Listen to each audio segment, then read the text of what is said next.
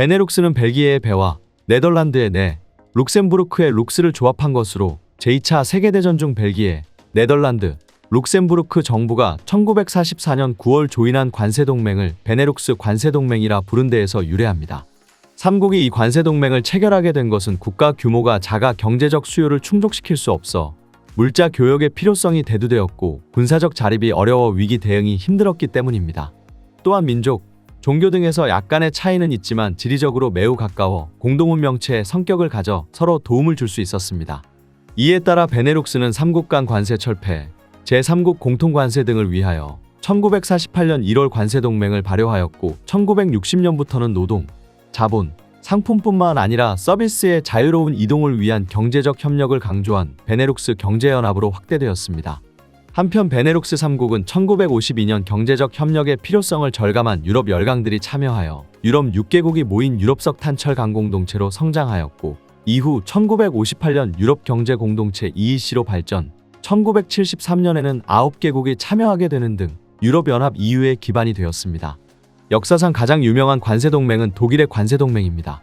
독일 관세동맹은 프로이센의 강력한 의지가 있어 가능했습니다. 19세기 초 독일 연방은 많은 작은 나라들로 구성되어 있었고 자국 내에서도 각 국가의 관세가 달라 상거래가 매우 혼란스러웠습니다. 또 국경을 넘으면서 붙는 관세로 인해 연방 내에서도 자국 상품의 가격 경쟁력을 확보하기가 쉽지 않은 상황이었습니다. 영국이 철로를 놓을 때 독일은 마차로 짐을 운반하고 있었습니다. 하지만 프로이센이 점차 공업이 발달하게 되면서 상황은 조금 변하게 됩니다. 프로이센은 소비시장이 필요했죠. 이때 철혈의 재상이라 불린 비스마르크가 등장합니다. 그는 통일 독일에 대한 강한 열망을 가지고 있었고 자신의 이상을 실현시키기 위해 많은 노력을 기울였습니다.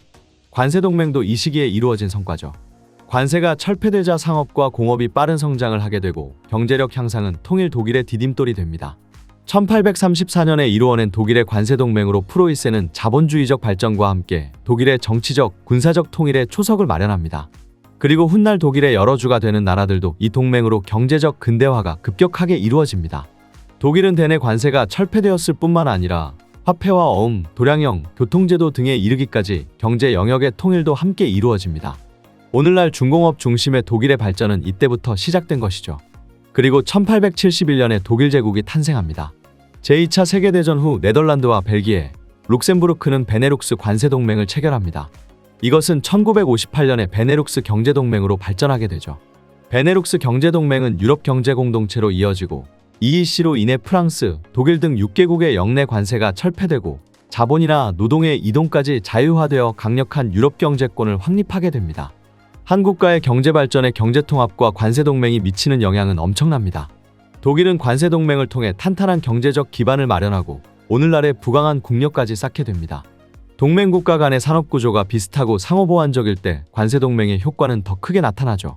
같이 더 잘 살자라는 목표로 뭉쳤던 독일의 관세동맹은 오늘날 국가 간 이루어지는 FTA나 TPP 등 자유무역협정의 대의명분으로 끊임없이 회자되고 있습니다. 만화로 보는 맹큐의 경제학 강의는 튜넷 또는 이페스코리아에서 유료로 수강할 수 있습니다. 경제학의 베스트셀러. 지금 바로 만화로 보는 맹큐의 경제학 7권 세트를 만나보세요.